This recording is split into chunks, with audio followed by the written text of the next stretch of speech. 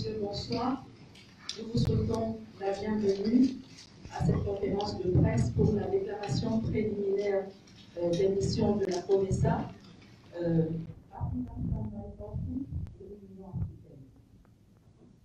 Toutes nos excuses pour ce retard. Nous savons que vous avez été très patient et nous vous en remercions. Sans plus tarder, je vais donner la parole au chef de mission de l'Union africaine, son Excellence M. Patrice Emery Trovoada, pour la déclaration conjointe. Merci.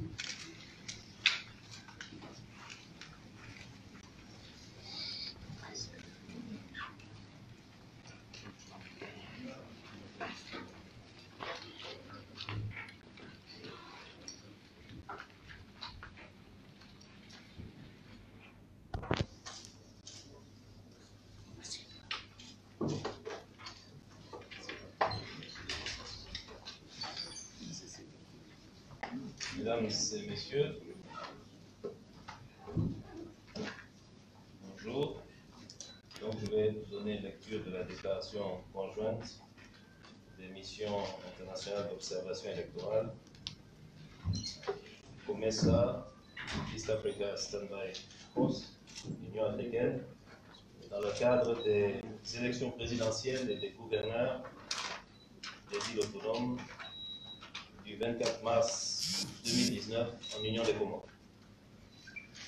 Sur invitation du gouvernement de l'Union des Comores, la Commission de l'Union africaine, le marché commun de l'Afrique orientale et australe, COMESA, les forces en attente de l'Afrique de l'Est ont déployé des missions internationales pour observer les élections anticipées du président de l'Union des Comores et des gouverneurs des îles autonomes du 24 mars 2019. Ces missions d'observation électorale sont respectivement conduites par son Excellence Patrice Emery Trovoada, ancien Premier ministre de Sao Tomé et Principe, Madame Hope Kiwendere, membre du panel des sages de la COMESA, et du général Germain Nyoyankana, ancien ministre de la Défense de la République du Burundi. Ces missions d'observation électorale sont fortes de 63 membres. Elles sont arrivées aux Comores le 17 mars 2019 et y séjourneront jusqu'au 29 mars 2019. Les missions d'observation internationale déployées en Union des Comores publient dans la présente déclaration leur constat préliminaire au terme de l'observation des opérations de vote et de dépouillement des voix. Elles vont continuer à suivre l'évolution du processus électoral, à l'issue duquel elles offriront une évaluation détaillée de la conduite de celui-ci dans un rapport final. Le mandat de ces missions est exécuté à la lumière du cadre légal régissant les élections en Union des Comores, des instruments continentaux et régionaux, ainsi que des standards internationaux promouvant la conduite des élections équitables, libres, transparentes et crédibles en vue de consolider la démocratie. Dans le cadre de cette évaluation, les missions d'observation électorale se sont entretenues avec les autorités institutionnelles du pays ainsi que les principales parties prenantes au processus électoral, notamment le ministre de l'Intérieur, le secrétaire d'État chargé de la coopération internationale assurant l'intérim du ministre des Affaires étrangères, le président de la Commission électorale nationale indépendante, la CENI, l'Alliance de la mouvance présidentielle, l'Union des candidats de l'opposition, les ambassadeurs africains accrédités en Union des Comores et les organisations de la société civile comorienne. Conformément à la méthodologie de l'observation électorale, les MOE ont organisé pour les observateurs des séances d'échange avec les parties prenantes nationales et des séances d'orientation et de remise à niveau sur le contexte général de ces élections et les outils d'observation qu'ils utiliseront le jour du vote. Pour l'observation du scrutin, ces missions d'observation électorale ont déployé 30 équipes sur les îles de Ngaziza, Zouani et Mouali. Sur le contexte général des élections anticipées, les missions d'observation électorale notent que ces élections se sont déroulées dans un climat marqué par de profondes divisions entre les acteurs politiques. Cette rupture, née de l'organisation controversée du référendum constitutionnel du 30 juillet 2018, a perduré tout au long du processus électoral. Ce contexte tendu a fragilisé la stabilité du pays, comme en témoignent les événements malheureux survenus sur l'île d'Anjouan en octobre 2018. En outre, l'absence d'adhésion d'une partie de la classe politique n'a pas été propice à une organisation apaisée de ces élections anticipées. Malgré le calme apparent, des incertitudes ont persisté, hypothéquant la stabilité post-électorale. En ce qui concerne le cadre légal, le cadre juridique régissant les élections anticipées du 24 mars reflète la même ambiguïté ressentie au niveau du contexte politique y afférent. Ces élections anticipées sont régies par des textes juridiques non adaptés dans leur majorité aux nouvelles dispositions constitutionnelles. Un cadre légal cohérent et suscitant l'adhésion la plus large possible est un gage essentiel pour asseoir la légitimité d'un processus électoral. À cet égard, la Charte africaine de la démocratie, des élections et de la gouvernance, en son article 10, stipule que les États parties doivent s'assurer que le processus d'amendement ou de révision de leur constitution repose sur un consensus national. En ce qui concerne l'administration électorale, les MOE notent que malgré les contraintes de temps liées au caractère anticipé de ces élections, la CENI a fourni les efforts nécessaires pour mener à bien les préparatifs dans les délais prévus par le calendrier électoral. Elle a été ainsi informée du déploiement du matériel électoral et la mise en place de la logistique nécessaire à l'organisation des élections présidentielles et des gouverneurs. L'émission note que la CENI ne jouit pas d'une crédibilité suffisante auprès des parties prenantes pour jouer pleinement son rôle, eu égard à un manque de répartition claire des rôles et des responsabilités avec le ministère chargé des élections. Les missions ont relevé le retard dans l'accréditation des assesseurs des candidats ainsi que de la société civile jusqu'à la veille du vote. Quoique le ministère de l'Intérieur ait apporté des clarifications sur ces retards, les missions estiment que cette situation ne favorise pas la confiance à l'égard du processus électoral. Sur le fichier électoral et les cartes électeurs. Dans la perspective des élections anticipées du 24 mars, une révision exceptionnelle des listes électorales s'est déroulée sous les auspices de la CENI de septembre à décembre 2018. Cette opération a permis l'enrôlement de 7 305 nouveaux électeurs, portant à 309 137 le nombre d'électeurs inscrits sur les listes électorales contre 301 006 en 2016. Les missions d'observation électorale notent avec regret le faible taux de progression du nombre d'électeurs inscrits sur les listes électorales, avec une hausse seulement de 2,7% entre le fichier électoral utilisé lors des élections de 2016 et celui de 2019. L'inscription la plus large possible sur les listes électorales constitue une garantie du droit de tout citoyen de participer pleinement au processus électoral de son pays, consacré par la Constitution de l'Union des Comores et par les différents instruments de l'Union africaine, dont la déclaration OUA de 2002 sur les principes régissant les élections démocratiques en Afrique. Cependant, les missions louent l'affichage d'une copie des listes électorales à l'extérieur des bureaux de vote qui a facilité l'identification et l'orientation des électeurs avant qu'ils ne se présentent pour voter. Sur l'éducation et la sensibilisation électorale. Les missions d'observation électorale ont constaté quelques affichages et messages aux publications à caractère informatique et quelques messages diffusés dans les médias publics nationaux et communautaires. Les activités de sensibilisation n'ont pas en effet été suffisamment soutenues, en particulier sur les îles d'Anjouan et de Moé. Participation des femmes. Les MOE ont noté avec satisfaction l'implication relativement importante de la femme dans les activités de la société civile. Elle a relevé également les nombreuses dispositions du cadre juridique visant une meilleure implication des femmes dans la gestion électorale au niveau de la composition de la CENI et de ses démembrements.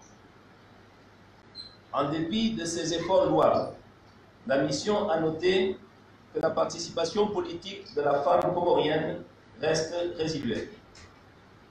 Bien que des dispositions légales aient été adoptées pour réaliser une plus grande présence des femmes dans les élections des conseils communaux, rien n'était fait au niveau des élections présidentielles et des gouverneurs.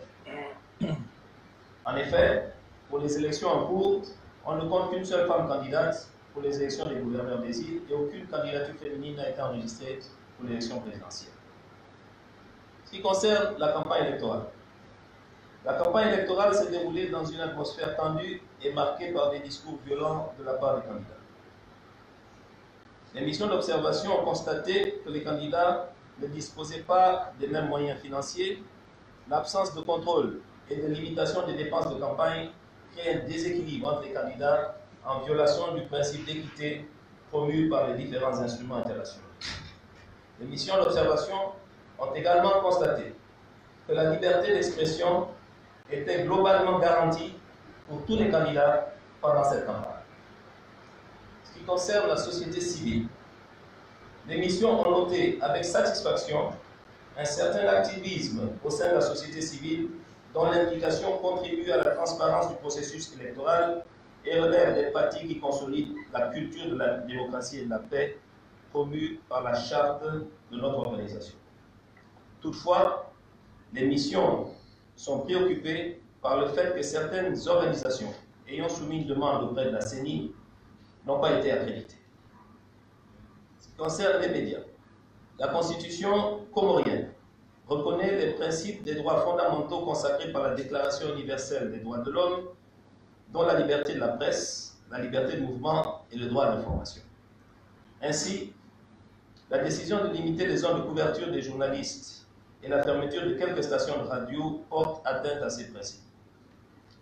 Malgré l'existence d'un cadre de régulation des médias à travers le Conseil national de la presse et de l'audiovisuel, dans la pratique, le rôle de ce dernier, en période électorale, ne semble pas suffisamment effectif pour assurer l'égal accès de tous les candidats aux médias. Observation du jour du scrutin. Les missions d'observation électorale présentent dans les lignes qui suivent ces constats sur le déroulement de ce scrutin. Ces constats ont été faits sur la base de données collectées par des équipes d'observateurs de courte durée déployés sur le terrain et portent sur 316 bureaux de vote, soit 44,32% sur 731 bureaux que compte l'Union des Comores. Sur l'ouverture des bureaux de vote, les MOE ont relevé que 62,5% des bureaux de vote visités n'ont pas ouvert à l'heure. Dans 60% des cas, ces retards ont duré entre 30 minutes et 1 heure. Ils ont été principalement causés par l'arrivée tardive du matériel de vote, laquelle a engendré des retards dans l'aménagement des lieux de vote. Les missions ont constaté que dans certains cas, des retards accusés au démarrage du vote n'ont pas été compensés au moment de la clôture comme l'autorise le code électoral. L'ouverture des bureaux de vote s'est déroulée de manière pacifique et calme dans près de 75% des cas.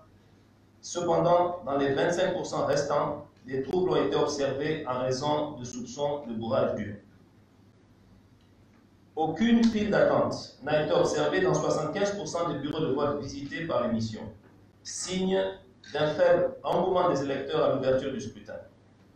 Dans les bureaux de vote où des files d'attente ont été constatées, 25% donc de ces bureaux, celles-ci ont été causées par les retards d'arrivée du matériel de vote et d'aménagement des lieux de vote. Les missions d'observation ont noté que dans 12,5% des bureaux de vote, les assesseurs des candidats n'ont pas été autorisés à y accéder à l'heure d'ouverture, y causant ainsi quelques troubles. Sur l'accessibilité, la majorité des bureaux de vote visités le jour du vote, ils étaient difficilement accessibles aux électeurs vivant avec un handicap principalement en raison du non-nivellement du sol ou de leur emplacement à l'étage. Déroulement du scrutin. Si le démarrage du scrutin a été marqué par quelques troubles liés essentiellement aux problématiques d'accréditation des assesseurs des candidats, l'atmosphère était calme à la Grande Comore durant toute la journée du vote dans 83,5% des centres où se sont rendus les observateurs avant la clôture. Aucune activité et aucun matériel de campagne électorale n'ont été observés à proximité des bureaux de vote dans 91,8% des cas. Les procédures de vote ont été globalement respectées. L'identité des électeurs était systématiquement vérifiée et la présentation de la carte d'électeur ou de la carte de nationale d'identité requise dans 91,8% des bureaux de vote observés par les missions d'observation.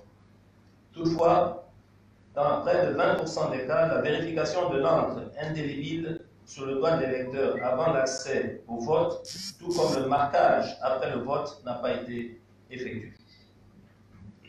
L'accès au bureau de vote.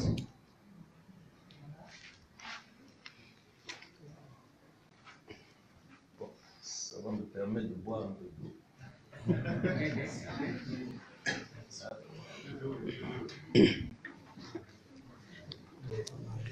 Uno uangalizi amani kamshia makalma ende na hungua barana wakati kao harma editel itanda ya rjunda nugo de tulip omwenje wende na urengwa yani kao ngarjo subiria idi omwenje urejei kama nanda ama omwenje wende na urejei kama nanda ngarjo urejei harma izi hazi kama nanda zahatu uangalizi.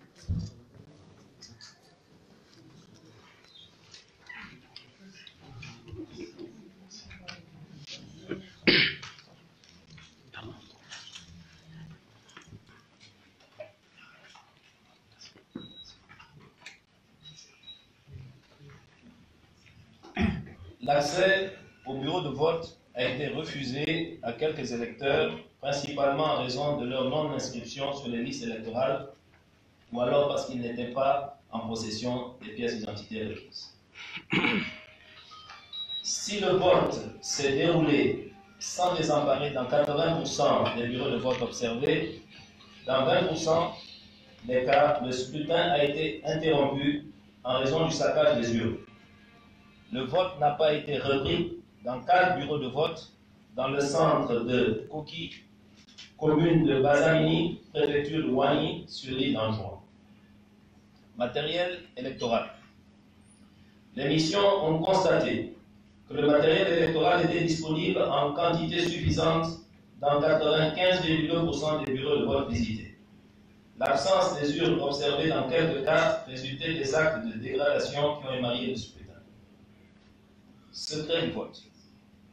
Le secret du vote a été garanti dans 96% des bureaux de vote visités par les missions.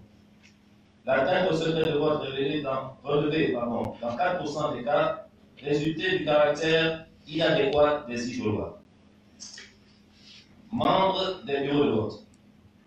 Dans la quasi-totalité des bureaux de vote visités par les observateurs, le nombre du personnel électoral était au complet, facilitant un déroulement fluide du vote.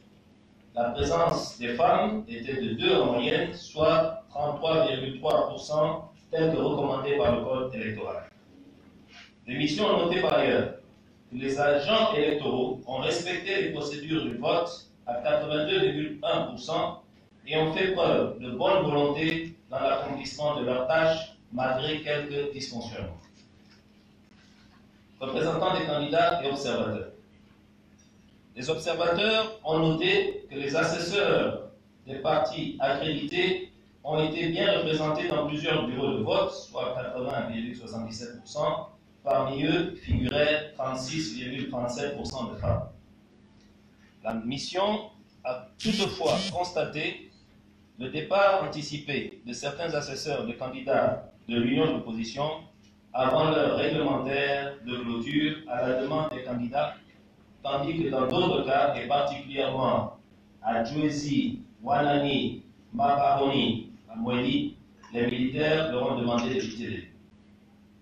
En outre, l'absence d'accréditation semble avoir affecté la mobilisation des observateurs nationaux. Les équipes de la mission d'observation électorale ont en effet rencontré que très peu sur le terrain. J'ai plus soif.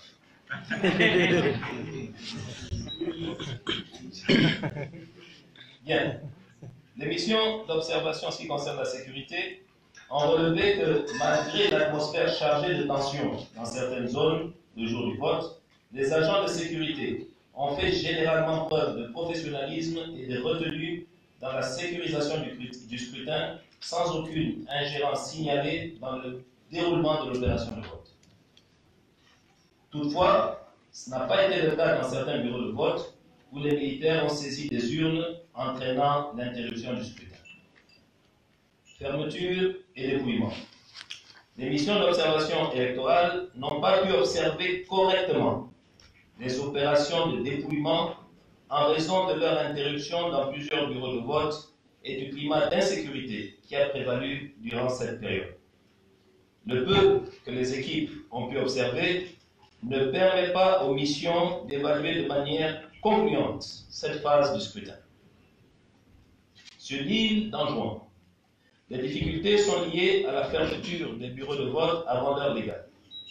Dans d'autres cas, les difficultés sont liées à l'arrêt sur instruction de la CENI pour des raisons de sécurité, par exemple dans les localités suivantes: préfecture de Wani, Koki et Wani 1 et 2, préfecture de Moutsamoudou, centre de vote EPP de Chitsangani, de Kougoimwe, préfecture de Hamahamed Mboikou, Erumbili 1, préfecture de Mbadjini Ouest, Panda 1, préfecture de Itsandra Hamanvu, commune Isahari, Ansambu 1 et 2. Ce qui concerne nos conclusions. Les élections présidentielles et des gouverneurs du 24 mars 2019 se sont déroulées dans un climat de tension résultant du peu de consensus au sein de la classe politique qui perdure depuis le référendum constitutionnel de juillet 2018.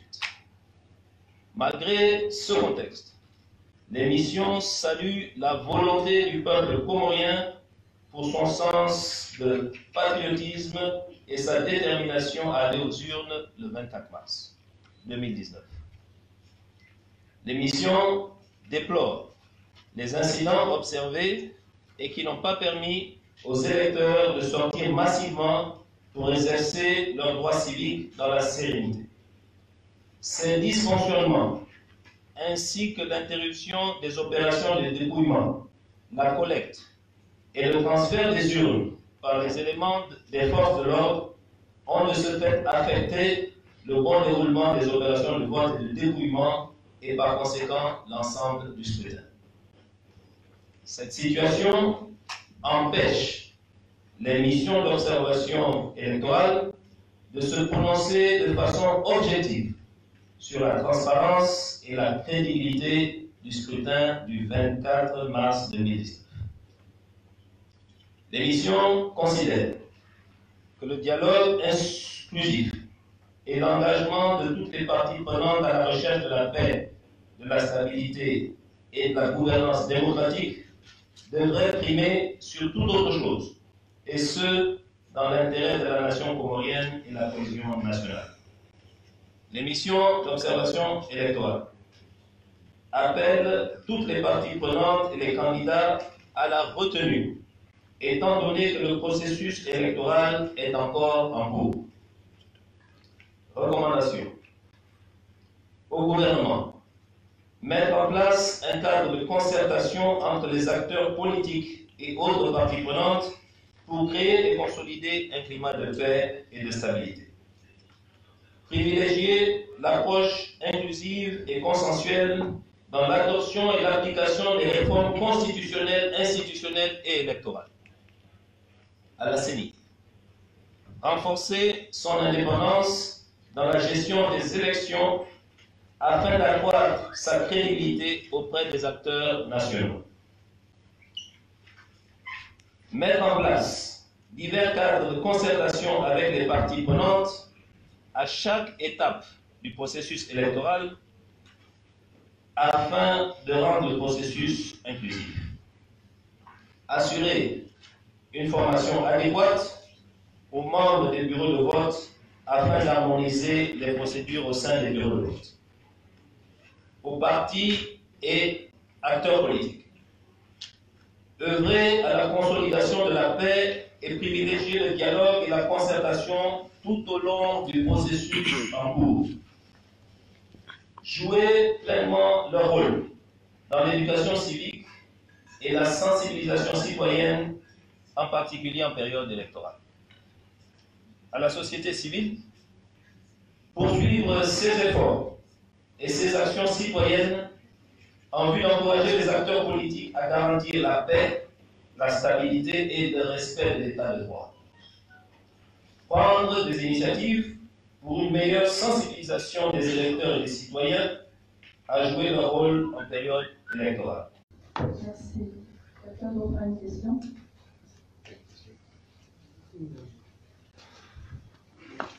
Séance Yazid Lagazébi. Ce matin, il y a eu une réunion entre le ministre de l'Intérieur chargé des élections et le secrétaire d'État qui assure l'intérim du ministère des Affaires étrangères. Une commission où la mission de l'Union africaine n'était pas présente. Pourquoi?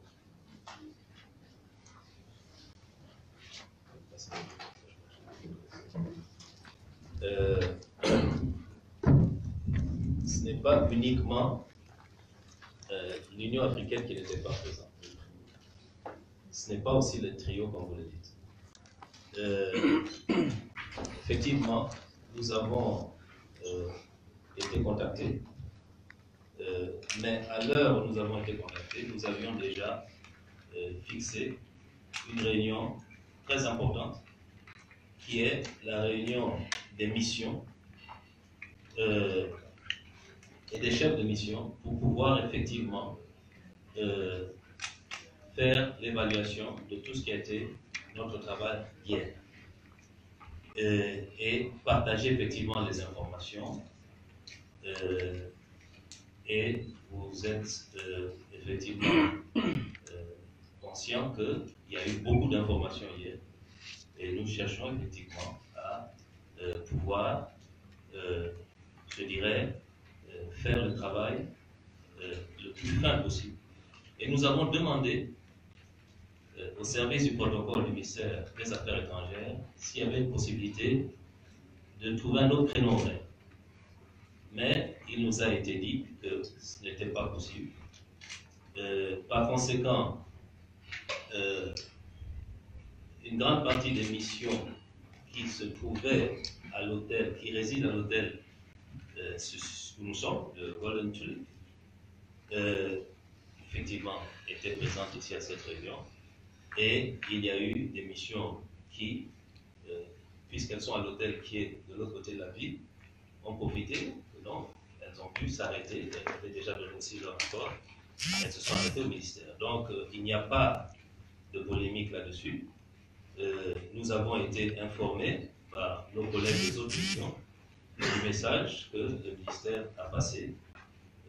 Il s'avère qu'effectivement, on n'a pas pu accorder nos agendas, et ce n'est que ça. Mais ce qui s'est passé au ministère a été rapporté par les autres collègues qui nous ont rejoints pour qu'on continue ici la réunion tous ensemble. La Ligue arabe, East African Standby Force, qui étaient les deux qui étaient là-bas et qui nous ont rejoints ensuite. On a continué à travailler ensemble, et même si ils ne co-signent pas ce document, nous en avons parlé tous ensemble. Excuse me. My name is Mohammed Abdullah English.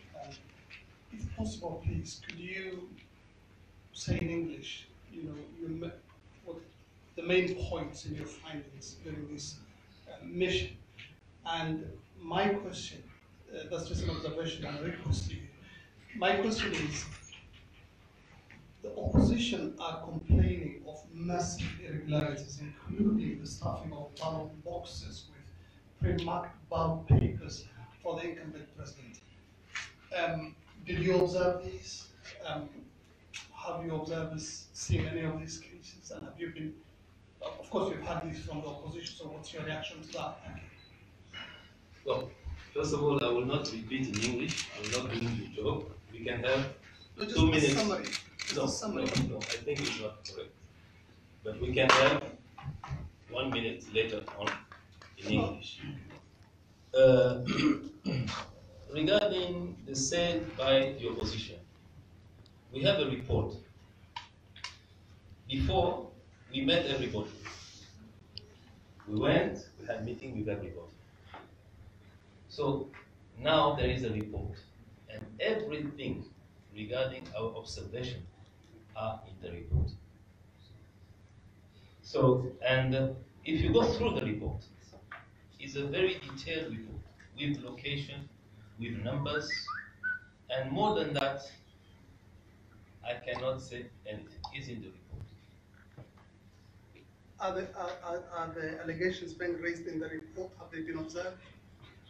We cannot observe allegation. We observe facts. And we report facts. That's it. And the facts, all the facts are there.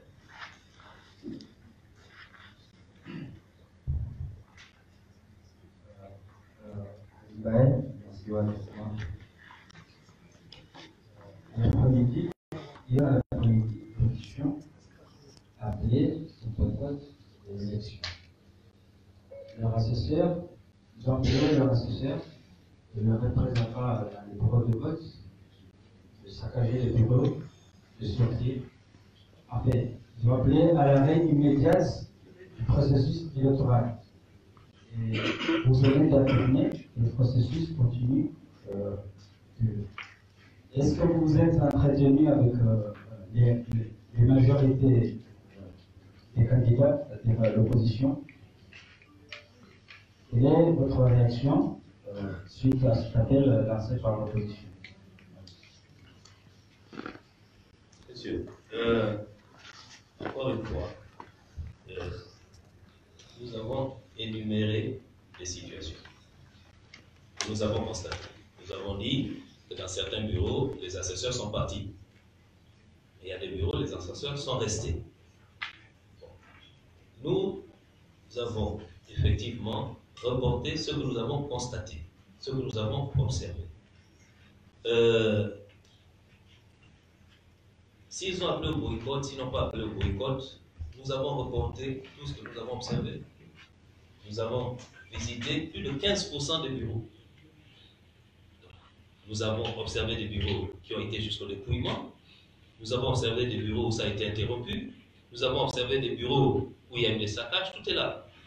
Donc, aujourd'hui, nous ne sommes pas ici en train de discuter quelle est notre opinion sur l'opposition. Pas l'opinion sur l'opposition, c'est l'acte lui-même que nous reportons ici. Et depuis, donc, hier, nous n'avons pas eu de contact avec les parties prenantes. Quand nous disons que le processus est en cours, c'est que le processus, et vous êtes d'accord quand même que le processus n'est pas terminé. Alors, il n'est pas à nous de conclure le processus. Et par la loi, il y a une CENI qui doit donner des résultats provisoires, et ensuite, il y a la Cour suprême qui donne les résultats définitifs. Notre responsabilité, comme observateur, a été d'observer. Et nous avons observé. Et de ce que nous avons observé, nous avons produit ce rapport où tout est là. Mais, tant qu'il n'y a pas de résultat définitif, le processus est en cours. Quelle que soit la façon dont le processus est conduit, il est en cours. Ali Amir, de l'agence Reuters, en écoutant le rapport de l'État des organisations, on tire la même conclusion que vous. Vous êtes dans l'incapacité de tirer des conclusions sur la transparence et la sincérité des élections. Premier tour. La question que se pose, pourquoi rester jusqu'au second contours des élections, sur le premier tour, vous n'êtes pas dans la possibilité de tirer des conclusions sur la transparence des élections. Alors, est-ce que vous allez rester ou est-ce que vous allez partir avant le 29? Non. Écoutez, monsieur, nous sommes là du 17 mars jusqu'au 29 mars. Peut-être j'ai fait une erreur, peut-être j'ai parlé d'un autre mois, mais 17 mars au 29 mars. Et nous sommes observateurs à l'invitation des autorités. Et tous ici présents à cette table, et d'autres qui ne sont pas ici à la table, mais qui sont dans la salle des autres observateurs, il est manifeste la volonté de la communauté internationale d'accompagner les Comores. Donc, si les autorités comoriennes, s'il y a un deuxième tour, si les autorités comoriennes font la demande, je suis sûr que nous répondrons présents parce que nous serons toujours aux côtés du peuple comorien. Mais, pour être précis, nous n'avons pas parlé du deuxième tour. Nous avons simplement dit que nous sommes ici, nous sommes arrivés le 17 pour la plupart d'entre nous, et nous repartirons le 29 pour tous d'entre nous. Il y en a qui partent un peu avant, mais le 29, toutes les missions d'observation en principe auront quitté l'Union des Comores.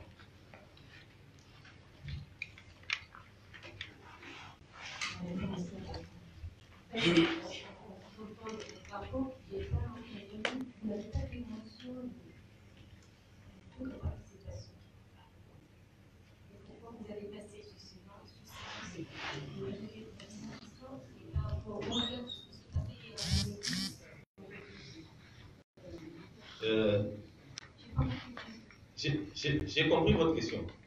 Je peux répondre ou... Ah, vous n'avez pas fini? Ah, d'accord. La deuxième question, c'est au regard de ce qui s'est passé hier après-midi, à partir de 17h, et que les conducteurs ont passé l'interruption du processus électoral jusqu'à maintenant. Et est-ce que cette situation ne confirme pas le fait que jusqu'à présent, nous ne sommes pas sûrs de nous prononcer sur la transparence? Bien, madame, la première question, les chiffres provisoires sont donnés par la Commission nationale électorale indépendante. Ce que nous avons dit ici, ce sont des chiffres qui ont à voir avec les bureaux que nous avons visités. Et il y a des chiffres que seule la CENI peut donner.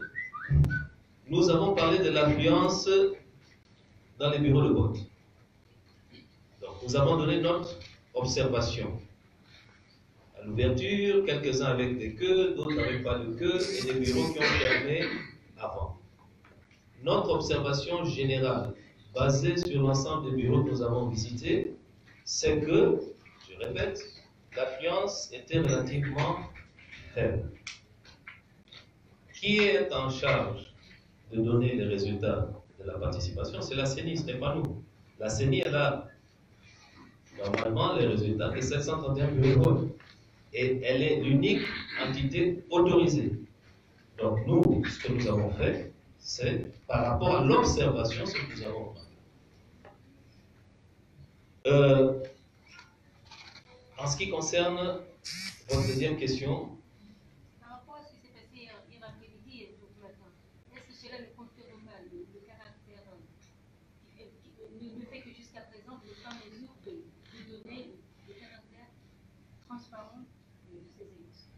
écoutez, nous avons donné toute une série de faits. Et dans les faits que nous avons donnés, il y a des endroits où nous avons dit que les urnes, le comptage a été interrompu et le matériel électoral a été enlevé, conduit à d'autres destinations. Donc l'interruption du processus tel que nous l'avons constaté, effectivement, ne nous permet pas de conclure, parce que le processus est un tout, c'est un ensemble. Or, à partir du moment où une partie qui est fondamentale du processus s'arrête. Et ce processus-là est un processus participatif avec plusieurs acteurs. À partir du moment où il s'interrompt, quelles que soient les raisons pour cette interruption, nous ne pouvons pas conclure parce que ce n'est pas seulement l'ouverture, ce n'est pas seulement comment s'est déroulé le vote, mais c'est l'ouverture, c'est comment le vote s'est déroulé, c'est le comptage, c'est les procès-verbaux, c'est le convoyage, c'est tout un processus qui, quand il se termine ce jour-là, nous pouvons dire, bon, oui, ça s'est bien passé, ça s'est pas bien passé, ça s'est passé avec des insuffisances, etc. Mais à partir du moment où il y a eu plusieurs interruptions, nous ne pouvons pas conclure. C'est, je dirais, une question purement technique. Question technique. Les interruptions que nous avons constatées ne permettent pas de conclure effectivement. Ça veut dire alors que si vous ne pouvez pas conclure sur un qualificatif, c'est que ce qualificatif n'est pas. Monsieur le maire,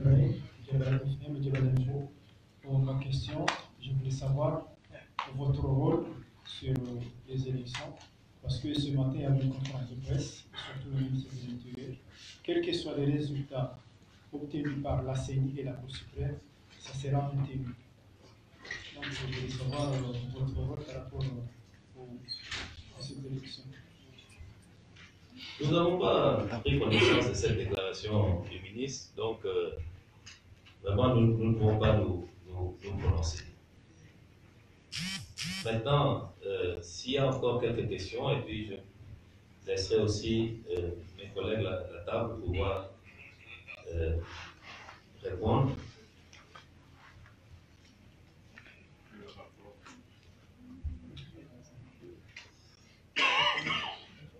Ok, so vous pouvez formuler en français, mais la réponse viendra en anglais. Merci. C'est Ayadouli du RMF. La nouvelle équipe que vous allez partir le 22, est-ce que vous n'avez pas des autres développements?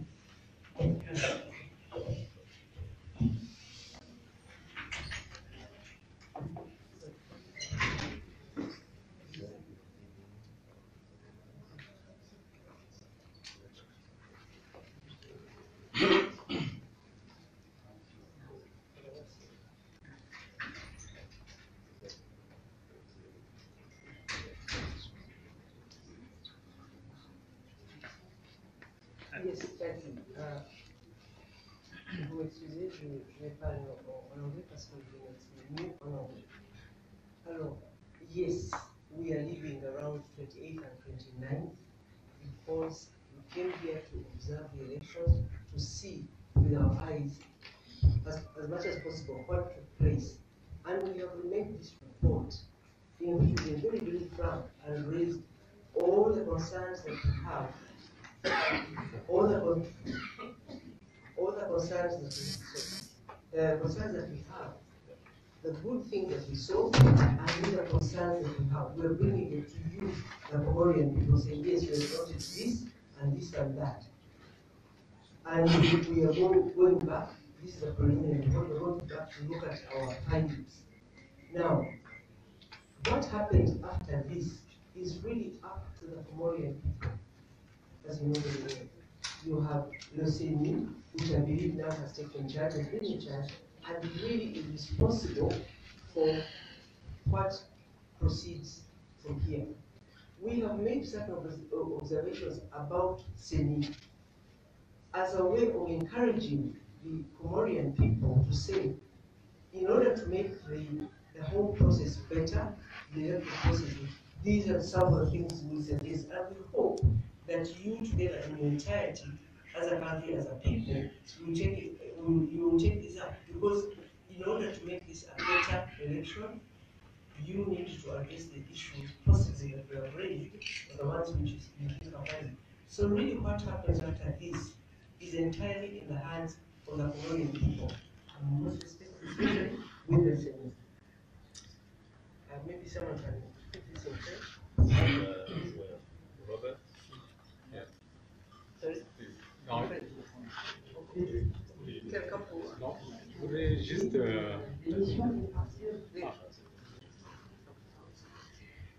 L'émission vont partir effectivement entre le 28 et le 29. Donc, il a été dit préalablement, elles sont venues ici pour observer. Et d'autres sont venues ici pour voir avec leurs yeux. Ils ont établi le rapport que vous avez pu entendre. Et donc, tout est dedans. Les bonnes choses qui sont passées et toutes les inquiétudes. Donc, maintenant, ce qui va se passer, c'est un peu au comorien. Donc, ce qui a été fait, c'est un rapport préliminaire. Donc, en montrant, ils vont continuer à partager tout ce qu'ils ont trouvé. Mais la suite, maintenant, appartient au Comorien. Et surtout à la CENI. C'est la CENI qui est responsable. Donc, dans le rapport, des observations ont été faites pour justement encourager et voir tout ce qui peut être fait pour rectifier les tirs. Donc, maintenant, comme on l'a dit, c'est le pays qui doit se prendre en main et en garde. Donc, tout ce qui va se passer par la suite, c'est vraiment au peuple comorien. Je voulais juste... En fait, ce n'est pas une question, c'est plutôt une requête, quoi. Je pense pour tous les confrères qui sont ici présents, je ne sais pas, avec votre service communication, il serait bien qu'on partage les emails et qu'on puisse avoir une copie du rapport.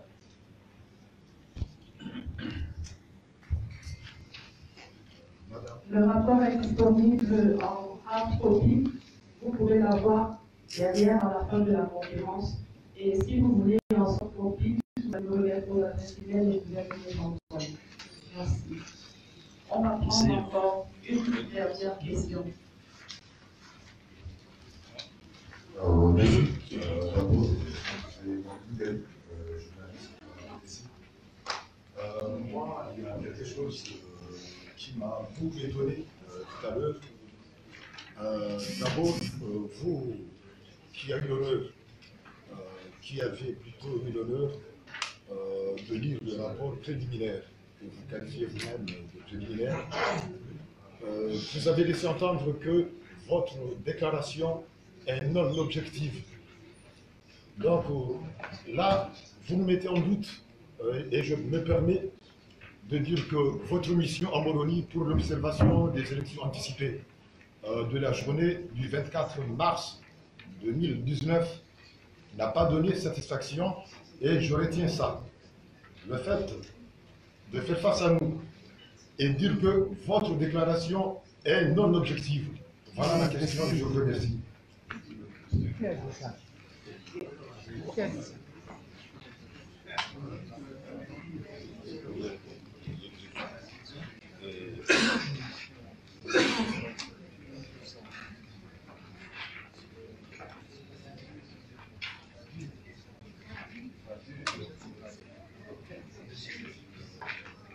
Bien. Je pense que le service de presse, quand le texte sera distribué, permettra à tout le monde de le lire et de saisir le sens de notre déclaration. Donc, monsieur le journaliste, à ce moment-là, je vous demanderai d'aller à la page 9, au chapitre des conclusions. Et ce que nous disons,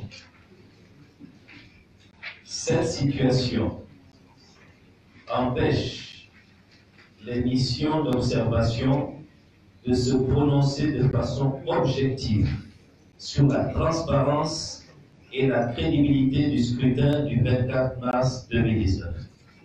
Qu'est-ce que nous disons? Nous disons, à la suite de toutes les constatations, dont celle des incidents concernant le dépouillement et le transfèrement et l'interruption du comptage. Nous ne pouvons pas, ne sachant pas qu'est-ce qui s'est passé à la suite de tout ça, objectivement, dire que ce scrutin a été crédible et transparent. Donc, je pense que le reste, c'est peut-être effectivement, et comme nous sommes en liberté surtout la presse, c'est votre opinion que nous respectons.